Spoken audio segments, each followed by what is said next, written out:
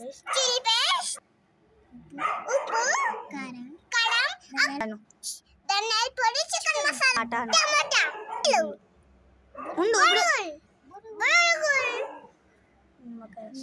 నిమ్మకాయ రసం. కుకింగ్ చేసుకుంటున్నా. దీనికోసం బౌల్ వేసుకోవాలి. ఫస్ట్ 2 కప్పులకి బొరుగులు వేసుకోవాలి ఫ్రెండ్స్.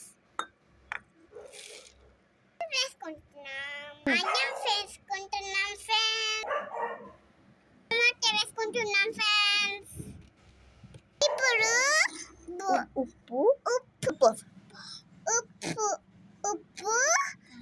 కారం, చికెన్ మసాలా, ధనియాల పొడి అన్ని వేసుకోవాలి.